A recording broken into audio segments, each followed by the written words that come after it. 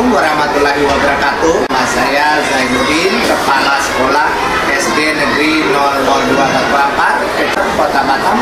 Pagi kali ini saya ingin menyampaikan berkenaan dengan literasi sekolah. Mengapa ini saya angkat dalam video saya pada Lomba Apresiasi Kepala Sekolah Tingkat Nasional tahun 2022? Karena saya menganggap bahwa kemampuan literasi di sekolah saya masih kurang.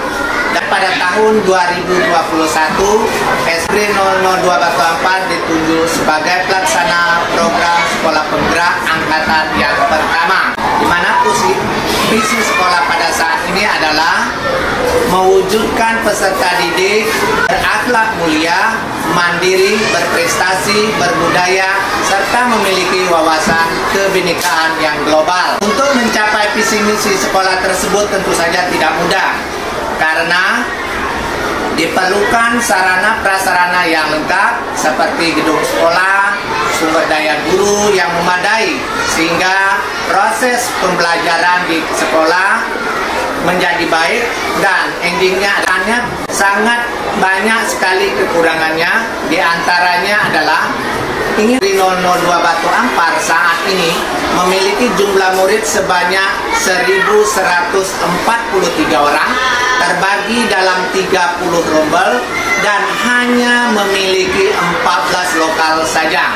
Dari sudut ini saja, tetapi hambatan yang sangat besar. Mengapa demikian? Karena SD menerapkan sistem belajar menjadi 3 waktu bagian belajar, yaitu pagi, menjelang siang, dan sore. Tentu saja ini berdampak kepada ketidakmaksimalan waktu belajar. Berdasarkan laporan rapor mutu SD Negeri 002 Batu Ampar tahun 2021 mengindikasikan bahwa hasil capaian SD kami, terutama di bidang literasi, masih di kami hanya sedikit di atas ketuntasan minimum, di mana capaian kami sebesar 1,93, sementara capaian sekolah yang lainnya 1,75. Nah, ini membuat kami harus memikirkan cara bagaimana agar sekolah kami memiliki progres yang lebih baik terhadap hasil capaian literasi kami ini.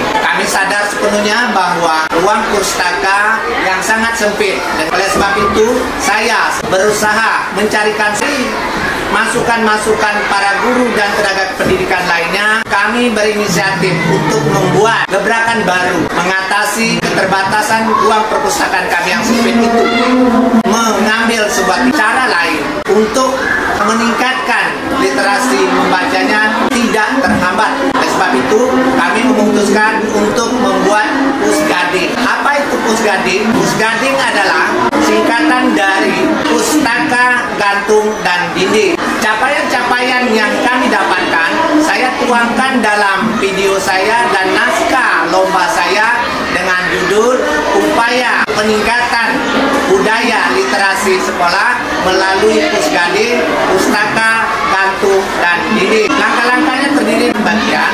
Yang pertama adalah tahap perencanaan, kemudian tahap pelaksanaan, kemudian tahap evaluasi, dan terakhir tahap tindak lanjut. Pada tahap perencanaan, kami menyediakan wadah-wadah tempat baca alternatif, seperti kami menyiapkan keranjang-keranjang yang nantinya akan kami gantung pada pohon-pohon di sekitar sekolah, yaitu pohon-pohon yang cukup besar. Kemudian kami juga menyiapkan kotak-kotak baca dengan ukuran yang sama, dan kami tempatkan pada bagian luar dari setiap kelas yang ada di sekolah kami. Selain itu, kami juga berdasarkan tema yang kami ambil kemarin, subtemanya adalah apotek hidup. Bukan hanya dalam bahasa Indonesia, tetapi bahasa Latin, serta kemanfaatannya terhadap tubuh kita. Kemudian juga kami untuk menjamin kepastian bahwa lingkungan tersebut memiliki kondisi yang selalu baik atau selalu terkondisi dengan baik, saya menunjuk guru-guru saya sebagai penanggung jawabnya. Kami di sini menerapkan setiap wilayah ditanggung jawabi oleh seorang guru kelas beserta murid yang ada di kelasnya. Kemudian tahap pelaksanaan. Di tahap pelaksanaan, selain informasi-informasi, arahan, serta motivasi yang kami lakukan, baik di dalam kelas maupun di waktu apel-apel atau waktu-waktu tertentu, menyampaikan selalu bahwa pentingnya membaca.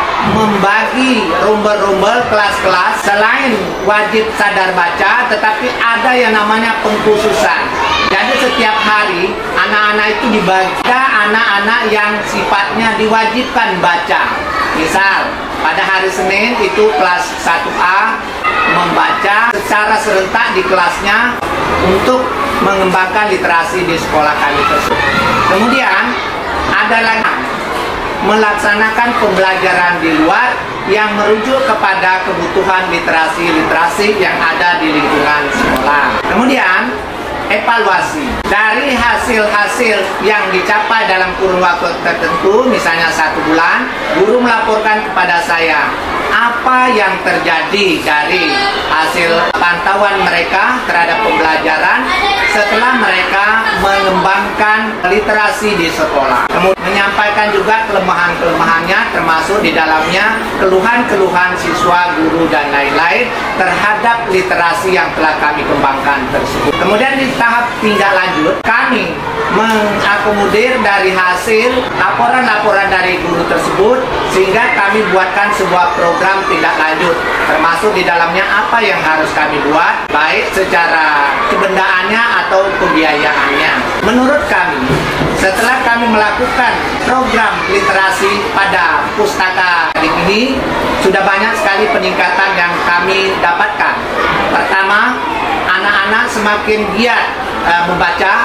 Yang kedua, semakin hidupnya di dalam kelas, kegiatan belajarnya, karena terbukti ketika guru memberikan contoh, anak-anak seringkali menjawab, "Bu, saya sudah pernah dapat contoh di judul buku itu." Ketika event-event tertentu, anak-anak kami sudah mulai bermunculan, mendapatkan juara-juara pada lomba-lomba tertentu, seperti lomba bertutur tingkat kecamatan, kemudian juga lomba gambar bercerita, dan baru-baru ini kami mendapatkan berita bahwa anak kami berhasil memenangkan lomba Ki Hajar Dewantara pada level provinsi dengan posisi juara 1, dan alhamdulillah pada tahun ini kembali maju ke tingkat nasional seperti yang tahun lalu juga begitu. Tetapi pada saat tahun lalu SD Negeri 2 Batu Ampar berada di juara 2 pada level provinsi. Kesimpulannya, yang pertama adalah setiap kepala sekolah harus memiliki motivasi yang besar untuk mampu mengatasi segala kendala yang ada. Keberadaan pustaka gantung merupakan solusi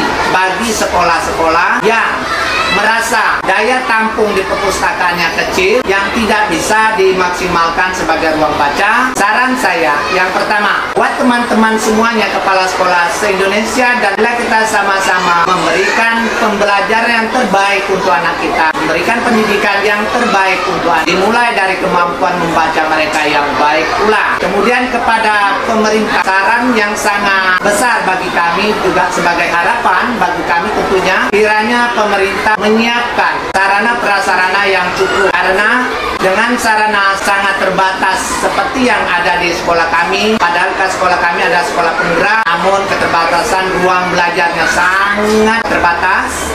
Hendaknya bisa dibangunkan sehingga antara rasio kelas dan rombel itu dapat berimbang, karena pada kenyataannya di SD Negeri 00 Batu Ampar saat ini rombel ada 30, namun ruang belajar hanya 14. Demikian video dari saya. Kiranya pada saat ini belum cukup membangkitkan motivasi kita semua. Saya mohon maaf. Assalamualaikum warahmatullahi wabarakatuh.